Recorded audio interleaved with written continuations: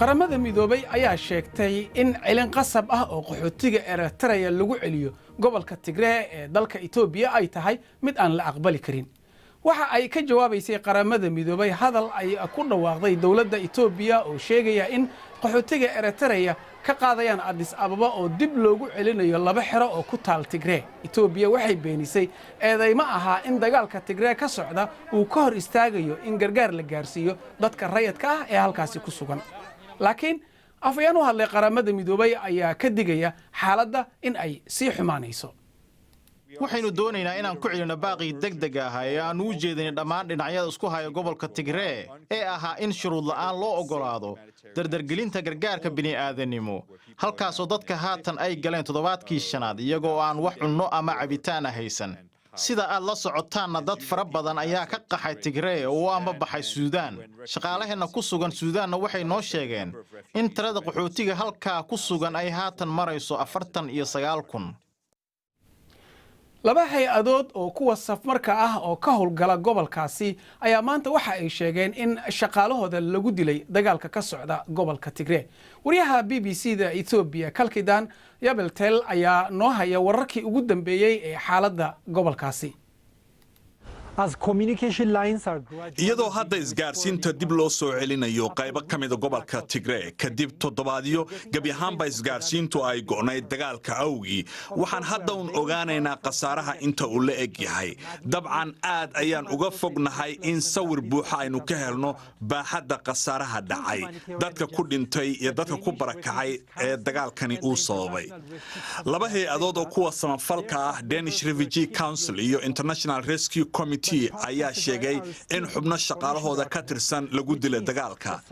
laakiin qaybo ka mid ah Tigray way adag tahay in xog laga helo taasi oo micnaheedu yahay xaaladda lagu dilay shaqaalahan in aysan weli kala cadayn. hay-adda Danish Refugee waxay sheegtay in 3 ka mid ah shaqaalaheeda la dilay ay ahaayeen ilaalo ka shaqaynaya mashruuc. malaayiin dadka Itoobiya ah ayuu qabsaday dagaalka u dhaxeeya dawladda federaalka iyo xogaga daacadda u ah jabhadda xoreynta Tigray ee TPLF. waxaa sidoo kale dagaalku uu qabsaday shaqaalaha samafalka iyo ku dhawaad 100,000 oo qaxooti Eritrean ah. kumanaan Itoobiyana ayaa guryahoodii ka qaxay. ku dhawaad 50,000 oo qof ayaa waxay ka gudbeen soodinta waddanka dariska ee Suudaan.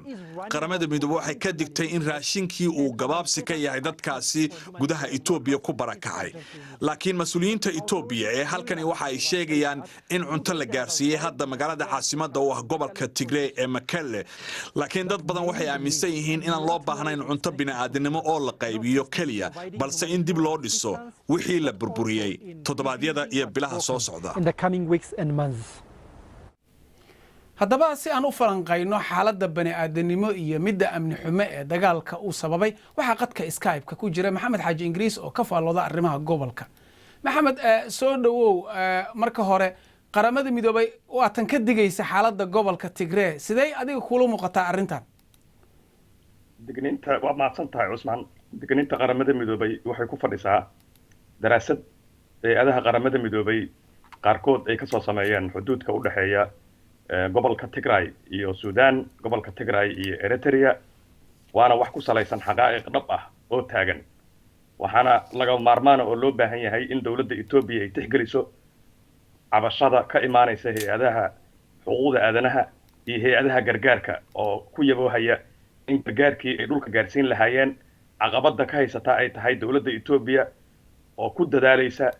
inaan gobolka loo aqoonsan inuu yahay gobol ku jira xaalad humanitarian oo bini'aadanimo taasoo cawaaqib xumo kale oo ka dhalata dhibaatadii dhinaca military iyo talaabooyinkii la qaaday ay ka imaan karto walwalka dawladda Itoobiya qabto. marka waa arrin caqabad ah oo taagan oo dhinacna siyaasad ka ah dhinacna bini'aadanimo ka ah. marka cabaadka iyo cabashada iyo dhibka dadka qaxootiga uu dareemayo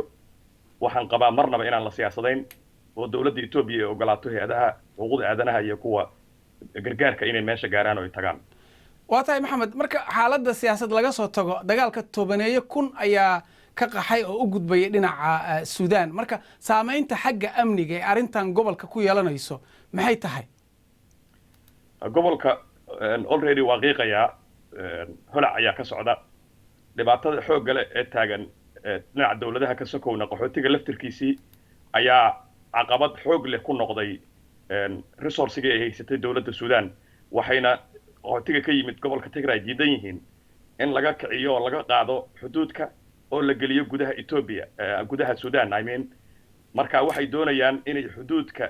joogaan halkaas ay xirooyin ka dhistaan kadibna ay isku dayaan inay si fudud u galaan gobolka Tigray marka cabsi iyo walwal ayaa dhinaca ka imanaya dawladda Suudaan waxay dareemaysaa inaan loo baahnayn ama aysan laga maarmaan ahayn in qaxootigu uu taagnaado xuduudka ee gudaha iyo caloosha la soo geliyo qaxootiguna waa diidan yahay ilaa 100,000 dad lagu qiyaasay ayaa gudaha bariga Suudaan galay marka xaalad bini'aadanimo oo intan ka badan keeni karta meesha ka taagan marka guud ahaan gobolku wuxuu galay marxalad la mid ah marxaladii Ethiopia ay ku jirtay 84 markii macluusha ay dhacday masiibada weyn ay dhacday oo adduunyada dhan ay u soo gurmatay Ethiopia mid la mid ah ayaa meesha ka soo muuqata Usman marka maxaa sababa isleedahay in qaxootiga ay xadka isku celiyaan aysan soo noqon maadaama dawladda Ethiopia sheegtay in dagaalka la soo afjaray halkoodii hore maxay ugu noqon laayihiin ay kula tahay dooda qaxootigu dadka hogaaminaya iyo odayaashoodu ku doodayaan waxay tahay inay rabaan dadkoodii oo qaarkood dhulka uga soo tageen dadkoodii oo qaarkood ay geeri iyo nolol midna ku sheegin waxa ay ku dambeeyaan inay meesha kala socdaan sidoo kale Usman waxa mudan in hoosta laga xariiqo dadka wali waxa u shidan teleefanadoodii Ethiopia kala yimaadeen haddii xuduudka ay dhinaca gudaha Suudaan caloosha u sii galaan waxa go'aya line of communication-ka ka go'aya waxay wali la xiriirayaan dadkoodii qaarkood oo ama qaar ay dhuumanayaan ama qaar ay jidka ku soo jiraan ama qaar ay wadada ku soo silcayaan dadka meesha yimid waxa u badan dad ka yimi bartanka gobolka Tigray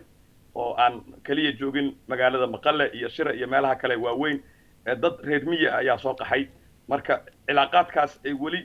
rabaan inay la maintain gareeyaan dadkoodii ayaa ka maanacaya inay gudaha Suudaan waan gartay dhaxda loo sii geliyo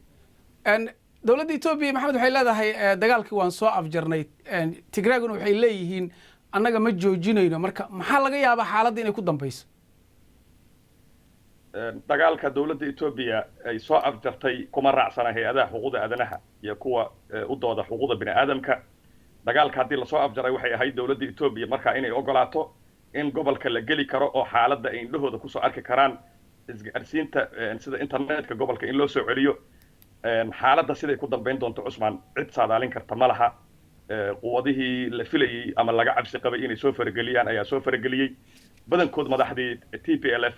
gobolka Tigray sida xoog iyo gacanta calaashooda ku jiray ku soo xukumay 28 sano muddo ku dhow waxay wada galeen South Sudan marka xaaladda gobolka siday noqon doonto cid saadaal sax ka bixin karta mal Usman